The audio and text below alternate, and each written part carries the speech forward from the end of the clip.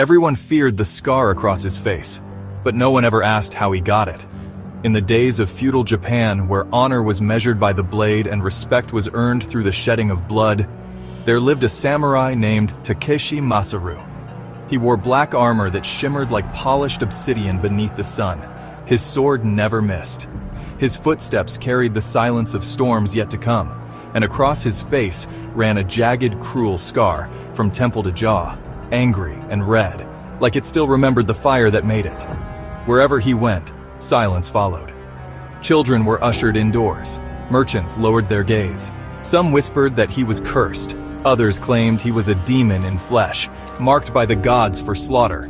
And yet, no one ever asked the truth. He never told them either. Takeshi traveled from province to province, offering his sword to those who could not defend themselves. Bandits feared him. Lords respected him. Common folk feared him. But one day that changed. It was in a quiet village near the slopes of Mount Daisen, the kind of place where the rice grew tall and the wind smelled like pine.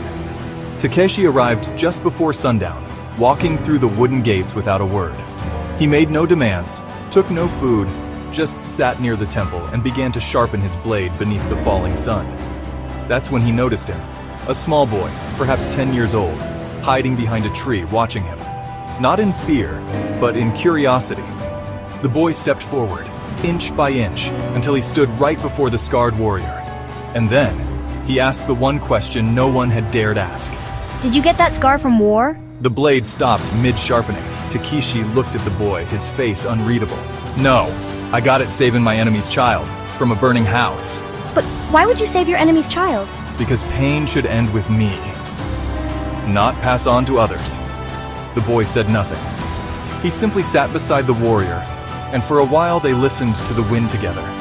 But the boy's question had awakened something, and Takeshi remembered. He remembered the war. Years ago, he had fought in the great border conflict between the Matsuda and the IGA clans. Brutal, endless. He had seen brothers fall, friends burn, homes turn to ash. He was known then as the Iron Fang, a warrior without mercy, whose loyalty was absolute. But in one raid, everything changed. His unit had stormed a small stronghold. It belonged to the enemy, his sworn foes. The village burned under the orange sky. Screams filled the air like smoke. That's when Takeshi heard a sound, soft, piercing, different from the rest. A child. He turned, against all instinct, and found her. A little girl, barely 5 years old, trapped in a collapsing house, the daughter of the enemy general.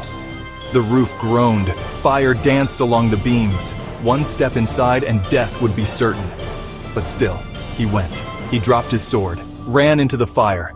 The heat blistered his skin, smoke choked his breath. And as the house collapsed behind him, a flaming timber sliced down his face, carving the scar that would mark him forever. But he emerged, with the child in his arms. That act, one moment of mercy, ended the war.